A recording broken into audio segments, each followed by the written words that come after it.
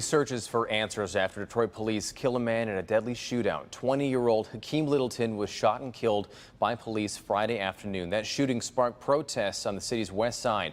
Chief James Craig then released video of the deadly shooting in response to what he called erroneous information being shared on social media. The chief joins us live this morning. Chief, thank you for joining us here. Hey, good morning. Thank you. Good morning, sir.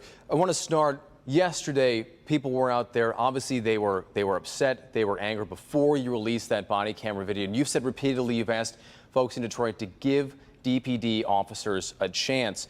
But people still felt what they were seeing on social media was true enough until we knew that it was erroneous to be angry. So how do we start to bridge the divide between the people here in Detroit and police? Well, as I've always said, we've done a phenomenal job in building relationships with our community.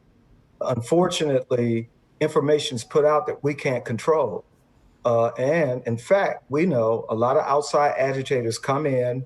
Most Detroiters understand it. They've always given us a chance. I reported out within 1 hour of an investigation exactly what took place. And then, I got to thank our homicide section for really moving so quickly, putting together a video so we can get it out and certainly mitigate the violent mob that was attacking our officers. So, this is something that's going on across this country and not really reflective of greater Detroit. It's just not.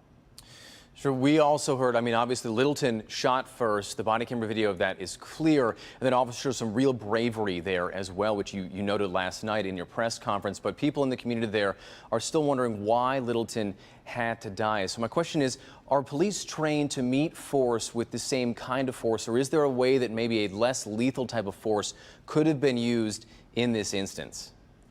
I'm troubled by that question. As you saw in the video that our officers were fired on, that suspect was within 2 to 3 feet.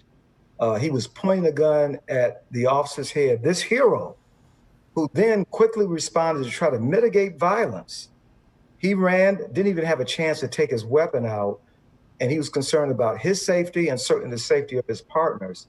And you asked me, how do we respond to a situation like that was quickly unfolding? Unbelievable. I got to tell you, that's the kind of conversation that really just spurs antagonism, incites riots. And what do we say to that officer had he been shot? What do we say to the officer in Toledo, Ohio, who made the ultimate sacrifice going to a call? Look, we denounce violence by police officers. We stand with the message. I came out very public in what happened to Mr. Floyd. But clearly, when you look at this video, the officer responded appropriately. He certainly was an imminent threat to his own life and that of his partners. And to make a suggestion that why couldn't he have tried to use non-lethal against someone who was firing a weapon intent on killing this officer?